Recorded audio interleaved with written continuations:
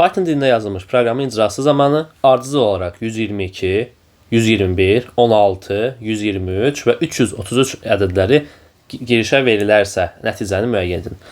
Baxa, bizdə əvvəlcə ilk olaraq funksiyamız gəlir, daha sonra ardıcıl proqramın özü gəlir. Biz nə etməliyik? Əvvəlcə proqramı icra etməliyik, funksiyalar çağırıldıqsa onları işə salmalıyıq.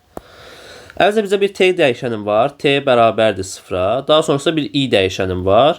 I dəyişənim də dövrlə daxil olur və başlanğıca 0 götürülür.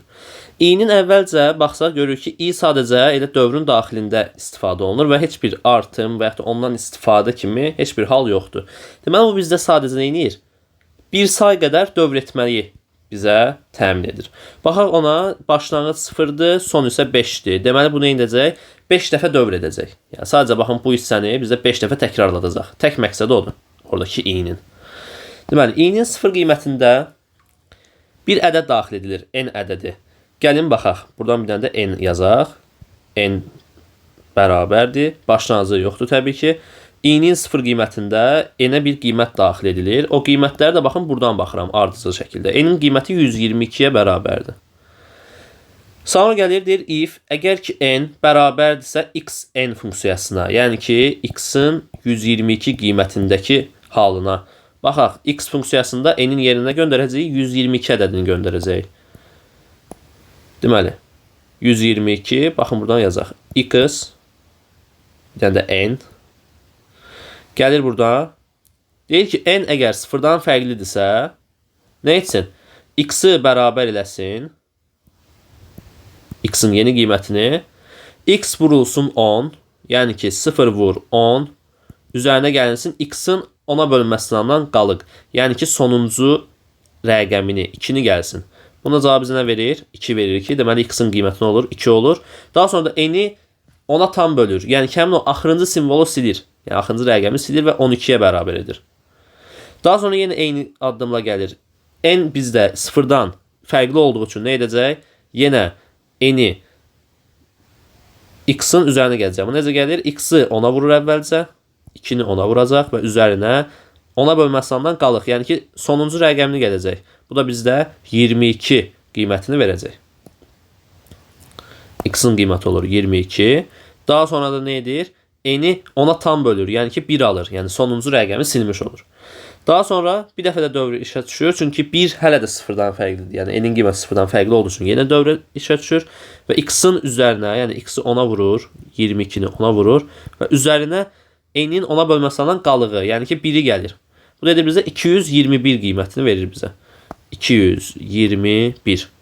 Və n-i də 10-a tam böldükdə artıq 0 alınır ki, dövr burada dayanır və return x qayıdır. Yəni 221 qiyməti, baxın, bura qayıdır. Deyir, indi 122 qiyməti bərabərdirmi 221 qiymətinə bərabər olmadığı üçün else gəlirik və else-də nə edirik? T-ni 2-yə vururuq. T-nin qiyməti 0-a bərabər olduğuna görə 2-yə vursaq, yenə 0 alaram. Deməli, onu da belə eləyək. Növbəti qiymətə keçək artıq. I-nin 1 qiymətinə keçək. I-nin 1 qiymətində n-in qiyməti 121-ə bərabərdir. Çünki növbəti daxil etməmiz 121-dir. Və yenə gəlir şərtdə nə edirik biz? N-in x n-ə bərabər olub olmamasını yoxlayırıq. Yəni ki, x 121-ə bərabər olub olmamasını yoxlayırıq. X 121. Gəlin artıq biz deməli nə etəcəyik? 5 dəfə x-i icra edəcəyik, x funksiyasını. Gəlin əvvəlcə bunun məntiqini anlayaq. 121 ədəd üzrə baxaq. Deməli nə edir? X-ə 0 verir. N-in qiymətini zaten biz daxil edirik aşağıdan, yəni funksiyanı göndərərkən onu təyin etmiş oluruq. Gəlir burada dövrdə deyir ki, əgər ki n 0-dan fərqlidirsə, x-i 10-a vur. Üzərinə sonuncu rəqəmi gəl. Daha sonra nə edir?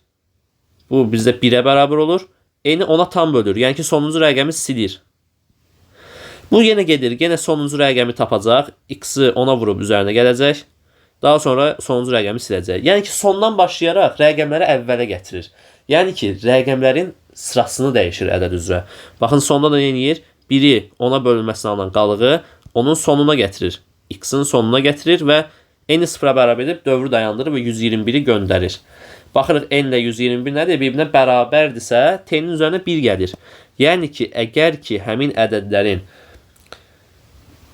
Tərsdən sırası ilə, yəni tərsinə düzülməsi ilə bərabər olarsa, nə edir? T-nin üzərində 1 gəlir.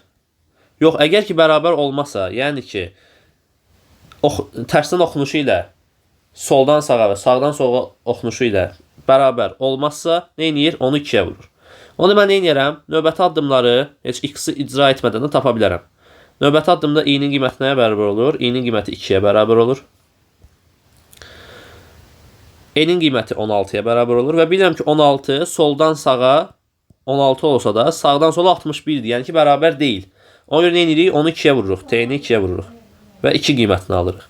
Daha sonra isə E-nin qiymətini 123 olaraq daxil edirik və 123-ü də bilirik ki 123-ün sağdan oxuşu 321-dir. 123-ə bərabər olmadığı üçün yenə 2-yə vururuq və 4 qiymətini tapırıq. I-nin növbəti qiymətində 4 qiymətində, yəni sonuncu qiymətində 333 daxil edirik. 333. Mən bilirəm ki 333-ü tərsdən 90 yenə 333 alınır. Deməli bərabərdirsə nə edir? T-nin üzərində 1 gəlir və 5 qiymətini tapır. Və ən sonda da dövr dayanır və T-ni çapa verir. Deməli yekun cavabımız bizdə nədir? T bərabərdir 5 qiymətidir. Deməli çapa bizdə 5 qiyməti göndərir.